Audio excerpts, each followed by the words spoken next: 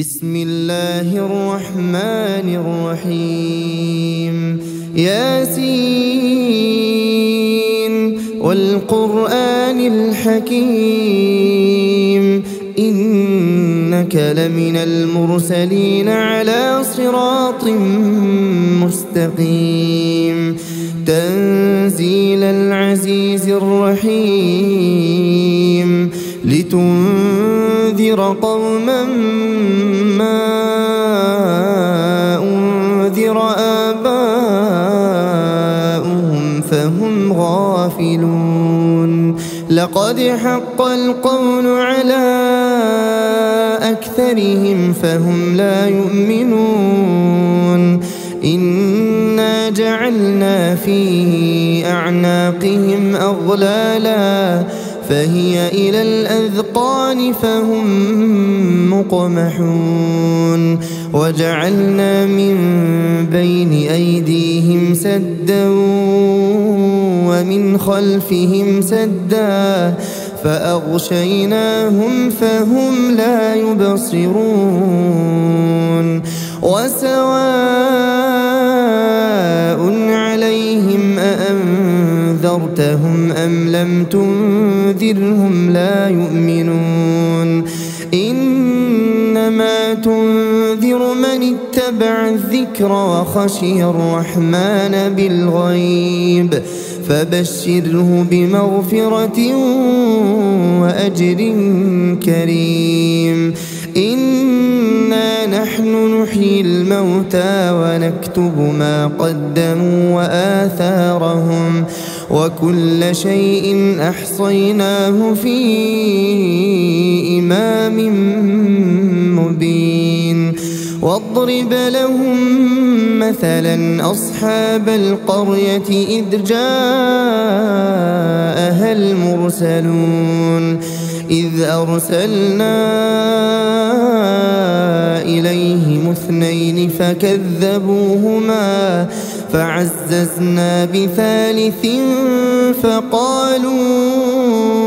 إنا إليكم مرسلون قالوا ما أنتم إلا بشر مثلنا وما أنزل الرحمن من شيء إن أنتم إلا تكذبون قالوا ربنا يعلم إنا إليكم لمرسلون وما علينا إلا البلاغ المبين قالوا إنا تطيرنا بكم لئن لم تنتهوا لنرجمنكم وليمسنكم منا عذاب أليم قالوا طائركم معكم أئن ذكرتم بل أنتم قوم مسرفون وجاء من أقصى المدينة رجل يسعى قال يا قوم اتبعوا المرسلين اتبعوا من لا يسألكم أجرا وهم مهتدون وما لي لا أعبد الذي فطرني وإليه ترجعون أأتخذ من دونه آلهة إن يردني الرحمن بضر لا تغن عني شفاعتهم شيئا ولا ينقذون إني إذا لفي ضلال مبين إني آمنت بربكم فاسمعون قيل ادخل الجنة قال يا ليت قومي يعلمون بما فغفر لي ربي وجعلني من المكرمين. وما أنزلنا على قومه من بعده من جند من السماء وما كنا منزلين. إن كانت إلا صيحة واحدة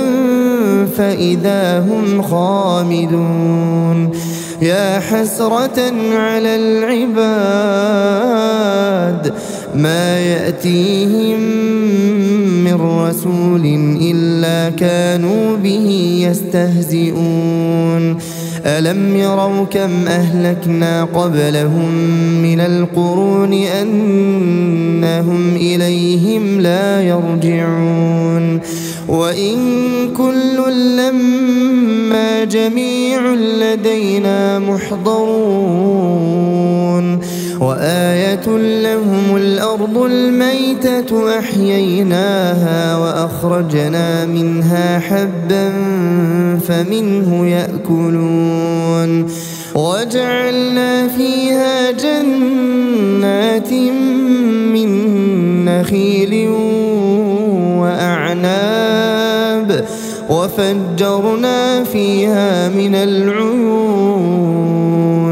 ليأكلوا من ثمره وما عملته أيديهم أفلا يشكرون. سبحان الذي خلق الأزواج كلها مما تنبت الأرض ومن أنفسهم ومما لا يعلمون. وآية لهم الليل نسلخ منه النهار فإذا هم مظلمون. والشمس تجري لمستقر لها ذلك تقدير العزيز العليم. والقمر قدرناه منازل حتى عاد كالعرجون القديم. لا الشمس ينبغي لها أن تدرك القمر ولا الليل سابق النهار وكل في فلك يسبحون. وآية لهم أنا حملنا ذريتهم في الفلك المشحون وخلقنا لهم من مثله ما يركبون. وإن نشأ نغرقهم فلا صريخ لهم ولا هم ينقذون. إلا رحمة منا ومتاعا إلى حين. وإذا قيل لهم اتقوا ما بين أيديكم وما خلفكم لعلكم ترحمون. وما تأتيهم من آية من آيات ربهم إلا كانوا عنها معرضين. وإذا قيل لهم أنفقوا مما رزقكم الله قال الذين كفروا للذين آمنوا أنطعم من لو يشاء الله أطعمه إن أنتم إلا في ضلال مبين. ويقولون متى هذا الوعد إن كنتم صادقين. ما ينظرون إلا صيحة واحدة تأخذهم وهم يخصمون فلا يستطيعون توصية ولا إلى أهلهم يرجعون. ونفخ في الصور فإذا هم من الأجداث الأجداث إلى ربهم ينسلون قالوا يا ويلنا من بعثنا من مرقدنا هذا ما وعد الرحمن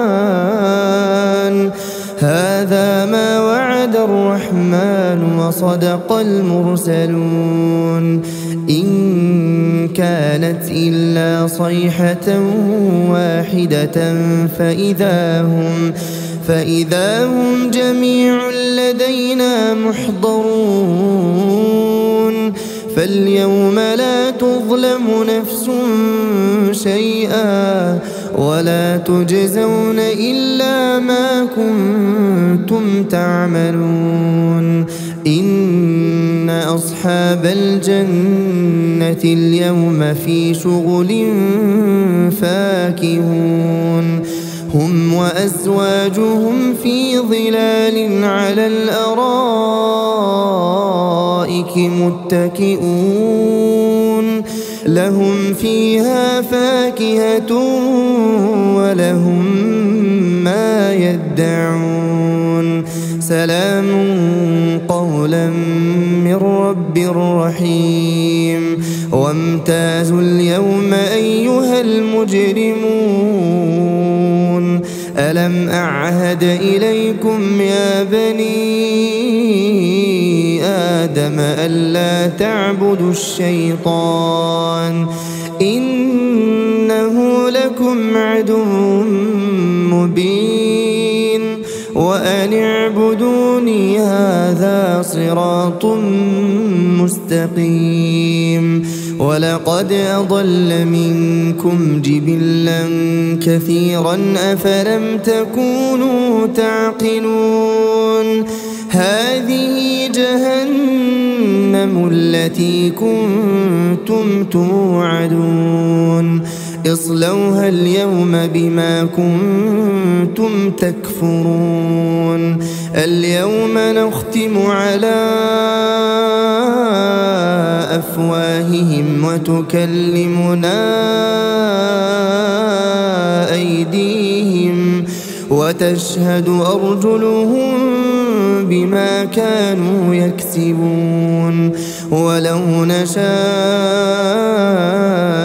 لطمسنا على أعينهم فاستبقوا الصراط فأنى يبصرون ولو نشاء لمسخناهم على مكانتهم فما استطاعوا مضيا ولا يرجعون ومن نعمره ننكسه في الخلق أفلا يعقلون وما علمناه الشعر وما ينبغي له إن هو إلا ذكر وقرآن مبين لينذر من كان حيا ويحق القول على الكافرين أولم يروا أنا خلقنا لهم مما عملت أيدينا أنعاما فهم لها مالكون وذللناها لهم فمنها ركوبهم ومنها يأكلون ولهم فيها منافع ومشارب أفلا يشكرون واتخذوا من دون الله آلهة لعلهم ينصرون لا يستطيعون نصرهم وهم لهم جند محضرون فلا يحزنك قولهم إنا نعلم ما يسرون وما يعلنون أولم ير الإنسان أنا خلقناه من نطفة فإذا هو خصيم مبين وضرب لنا مثلا ونسي خلقه قال من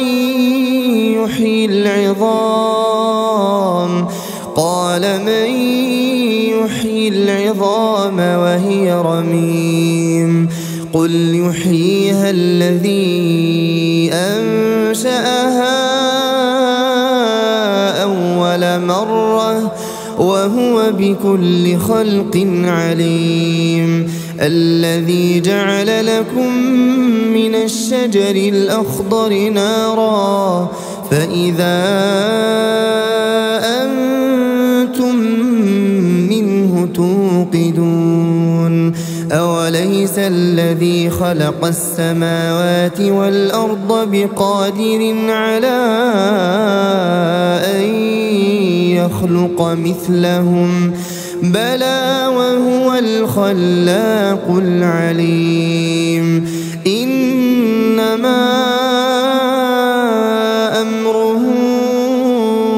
إذا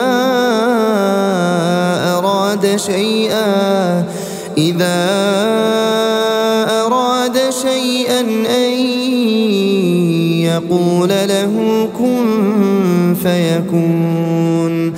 فسبحان الذي بيده ملكوت كل شيء وإليه ترجعون. بسم الله الرحمن الرحيم. الرحمن علم القرآن خلق الإنسان علمه البيان الشمس والقمر بحسبان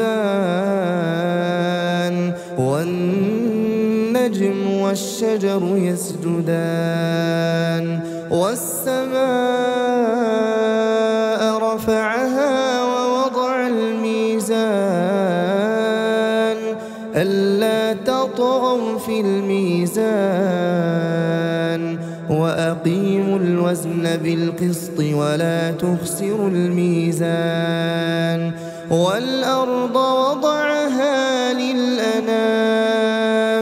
فيها فاكهة والنخل ذات الأكمام والحب ذو العصف والريحان فبأي آلاء ربكما تكذبان خلق الإنسان من صلصال كالفخار وخلق الجان من مارج من نار فبأي آلاء ربكما تكذبان رب المشرقين ورب المغربين فبأي آلاء ربكما تكذبان مرج البحرين يلتقيان بينهما برزخ لا يبغيان فبأي آلاء ربكما تكذبان يخرج منهما اللؤلؤ والمرجان فبأي آلاء ربكما تكذبان وله الجوار المنشآت في البحر كالأعلام فبأي آلاء ربكما تكذبان كل من عليها فان ويبقى وجه ربك ذو الجلال والإكرام فبأي آلاء ربكما تكذبان يسأله من في السماوات والأرض كل يوم هو في شأن فبأي آلاء ربكما تكذبان سنفرغ لكم أيها الثقلان فبأي آلاء ربكما تكذبان يا معشر الجن والإنس إن استطعتم أن تنفذوا من أقطار السماوات والأرض فانفذوا لا تنفذون إلا بسلطان فبأي آلاء ربكما تكذبان يرسل عليكما شواظ من نار ونحاس فلا تنتصران فبأي آلاء ربكما تكذبان فإذا انشقت السماء فكانت وردة كالدهان فبأي آلاء ربكما تكذبان فيومئذ لا يسأل عن ذنبه إنس ولا جان فبأي آلاء ربكما تكذبان يعرف المجرمون بسيماهم فيؤخذ بالنواصي والأقدام فبأي آلاء ربكما تكذبان هذه جهنم التي يكذب بها المجرمون يطوفون بينها وبين حميم آن فبأي آلاء ربكما تكذبان ولمن خاف مقام ربه جنتان فبأي آلاء ربكما تكذبان ذواتا أفنان فبأي آلاء ربكما تكذبان فيهما عينان تجريان فبأي آلاء ربكما تكذبان فيهما من كل فاكهة زوجان فبأي آلاء ربكما تكذبان متكئين على فرش بطائنها من استبرق وجنى الجنتين دان فبأي آلاء ربكما تكذبان فيهن قاصرات الطرف لم يطمثهن إنس قبلهم ولا جان فبأي آلاء ربكما تكذبان كأنهن الياقوت والمرجان فبأي آلاء ربكما تكذبان هل جزاء الإحسان إلا الإحسان؟ فبأي آلاء ربكما تكذبان ومن دونهما جنتان فبأي آلاء ربكما تكذبان مدهامتان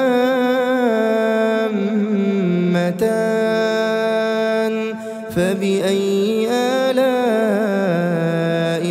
ربكما تكذبان فيهما عينان نضاختان فبأي آلاء ربكما تكذبان فيهما فاكهة ونخل ورمان فبأي آلاء ربكما تكذبان فيهن خيرات حسان فبأي آلاء ربكما تكذبان حور مقصورات في الخيام فبأي آلاء ربكما تكذبان لم يطمثهن إنس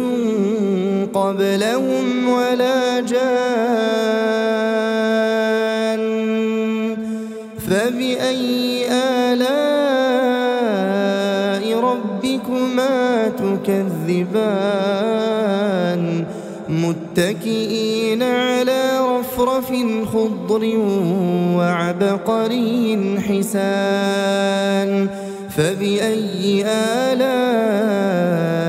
ربكما تكذبان تبارك اسم ربك ذي الجلال والإكرام بسم الله الرحمن الرحيم إذا وقعت الواقعة ليس لوقعتها كاذبة خافضة رافعة إذا رجت الأرض رجا وبست الجبال بسا فكانت هباء منبثا وكنتم أزواجا ثلاثة فأصحاب الميمنة ما أصحاب الميمنة وأصحاب المشأمة ما أصحاب المشأمة والسابقون السابقون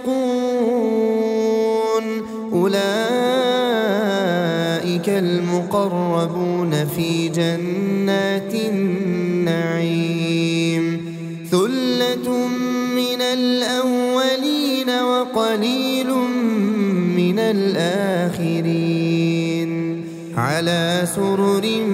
موضونة متكئين عليها متقابلين يطوف عليهم ولدان مخلدون بأكواب وأباريق وكأس من معين لا يصدعون عنها ولا ينزفون وفاكهة مما يتخيرون ولحم طير مما يشتهون وحور عين كأمثال اللؤلؤ المكنون جزاء بما كانوا يعملون لا يسمعون فيها لغوا ولا تأثيما إلا قيلا سلاما سلاما وأصحاب اليمين ما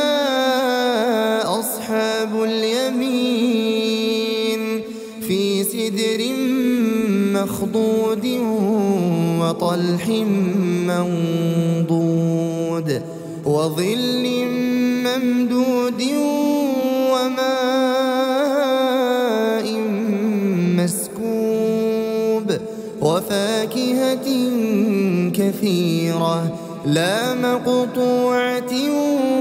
ولا ممنوعة وفرش مرفوعة إنا أنشأناهن إنشاء فجعلناهن أبكارا عربا أترابا لأصحاب اليمين ثلة من الأولين وثلة من الآخرين وأصحاب الشمال ما أصحاب الشمال في سموم وحميم وظل من يحموم لا بارد ولا كريم إنهم كانوا قبل ذلك مترفين وكانوا يصرون على الحنث العظيم وكانوا يقولون أئذا متنا وكنا ترابا وعظاما أئنا لمبعوثون أو آباؤنا الأولون قل إن الأولين والآخرين قل إن الأولين والآخرين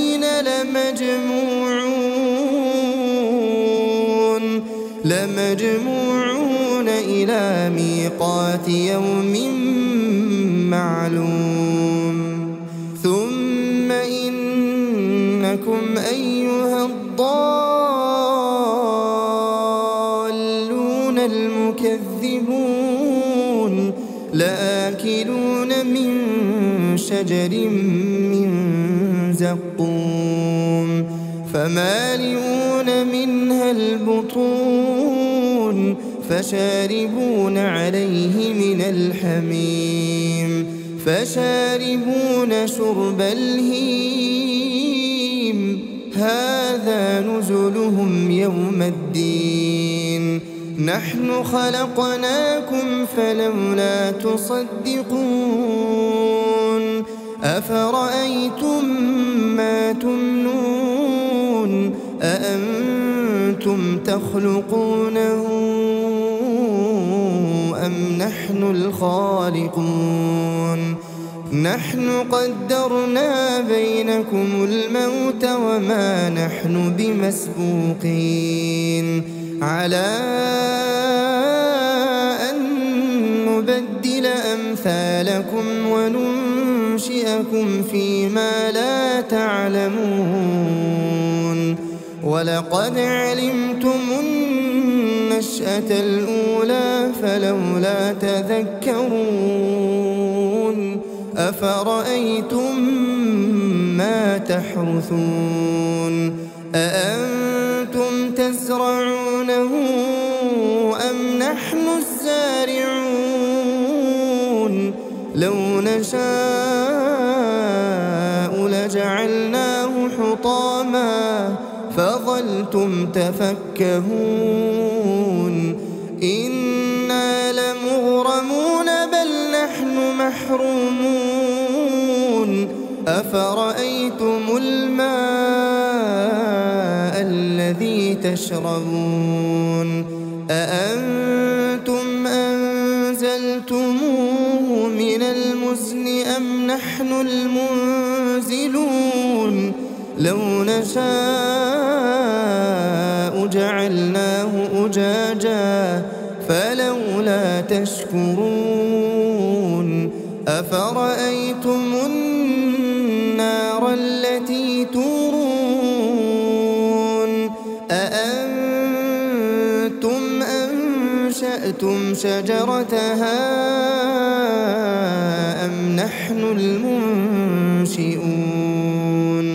نحن جعلناها تذكرة ومتاعا للمقوين فسبح باسم ربك العظيم فلا أقسم بمواقع النجوم وإنه لقسم لو تعلمون عظيم إنه لقرآن كريم في كتاب مكنون لا يمسه إلا المطهرون تنزيل من رب العالمين أفبهذا الحديث أنتم مدهنون وتجعلون رزقكم أنكم تكذبون فلولا إذا بلغت الحلقوم وأنتم حينئذ تنظرون ونحن أقرب إليه منكم ولكن لا تبصرون فلولا إن كنتم غير مدينين ترجعونها إن كنتم صادقين فأما إن كان من المقربين فروح وريحان وجنة نعيم وأما إن كان من أصحاب اليمين فسلام لك من أصحاب اليمين وأما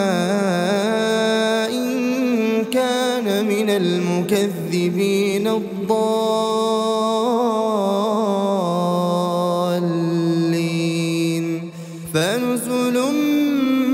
من حميم وتصلية جحيم إن هذا لهو حق اليقين فسبح باسم ربك العظيم بسم الله الرحمن الرحيم تبارك الذي بيده الملك وهو على كل شيء قدير الذي خلق الموت والحياة ليبلوكم أيكم أحسن عملا وهو العزيز الغفور الذي خلق 7 سماوات طباقا ما ترى في خلق الرحمن من تفاوت فارجع البصر هل ترى من فطور ثم ارجع البصر كرتين ينقلب إليك البصر خاسئا وهو حسير ولقد زينا السماء الدنيا بمصابيح وجعلناها رجوما للشياطين وأعتدنا لهم عذاب السعير وللذين كفروا بربهم عذاب جهنم وبئس المصير إذا ألقوا فيها سمعوا لها شهيقا وهي تفور تكاد تميز من الغيظ كلما ألقي فيها فوج سألهم خزنتها ألم يأتكم نذير قالوا بلى قد جاءنا نذير فكذبنا وقلنا ما نزل الله من شيء إن أنتم إلا في ضلال كبير وقالوا لو كنا نسمع أو نعقل ما كنا في أصحاب السعير فاعترفوا بذنبهم فسحقا لأصحاب السعير إن الذين يخشون ربهم بالغيب لهم مغفرة وأجر كبير وأسروا قولكم أو اجهروا به إنه عليم بذات الصدور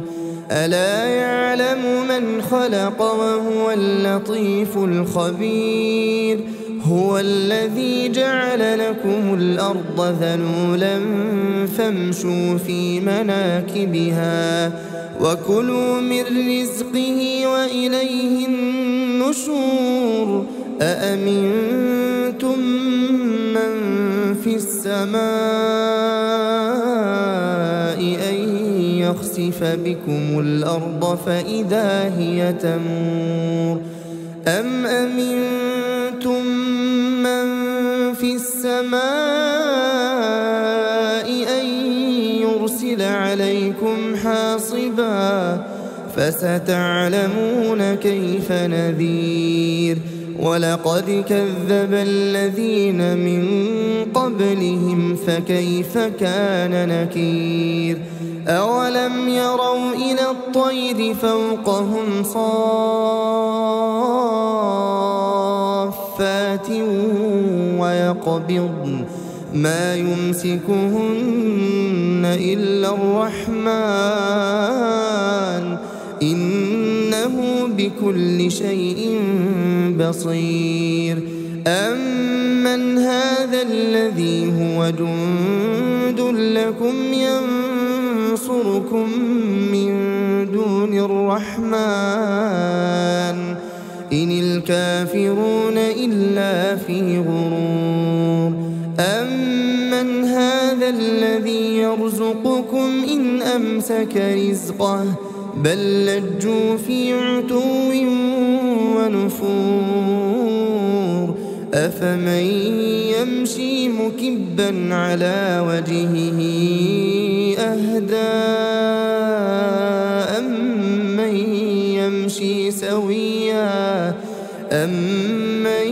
يمشي سويا على صراط مستقيم قل هو الذي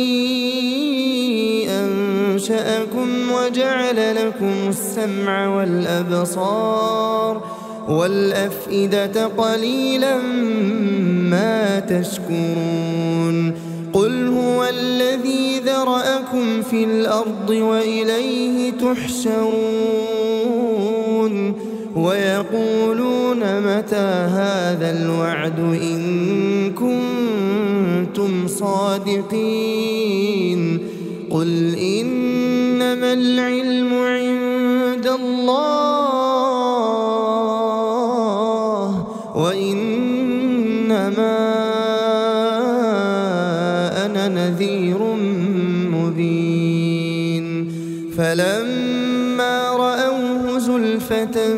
سيئت وجوه الذين الذين كفروا وقيل هذا الذي كنتم به تدعون قل أرأيتم إن أهلكني الله ومن معي أو رحمنا فمن يجير الكافرين من عذاب أليم قل هو الرحمن آمنا به وعليه توكلنا فستعلمون من هو في ضلال مبين قل أرأيتم إن أصبح ماؤكم غورا فمن يأتيكم